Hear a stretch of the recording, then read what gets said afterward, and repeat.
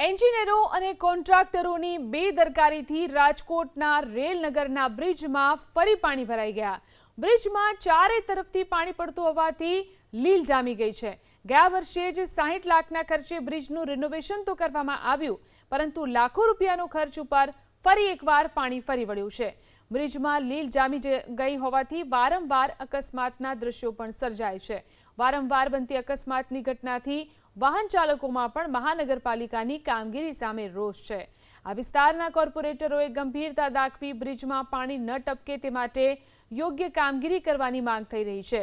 સમગ્ર મામલે mayor doctor Nehal શુક્લાએ media સમક્ષ બોલવા કે મીડિયાના માધ્યમથી જાણ થતાં તાત્કાલિક પગલાં લેવામાં આવશે।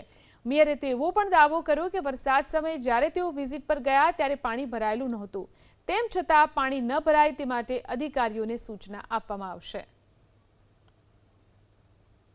પાણી ભરાઈ રહેતા હોય તો એનો ઈલાજ કરવામાં થોડો સમય લાગે, કારણ કે તમારે નીચેથી સ્ટ્રોમ વોટર લાઇન નાખવી પડે અથવા તો તમારે એને આખી મશીનરી ફિટ કરવી પડે કે જે પાણી શોષી લે। પરંતુ રેલનગરના નવા બ્રિજની આપ વાત કરી રહ્યા છો તો સમસ્યા મારા માટે પણ નવી છે, કારણ કે અમે આ વખતે વરસાદ પડ્યો ત્યારે વિઝિટમાં નીકળ્યા હતા ત્યારે એ ક્લિયર હતું।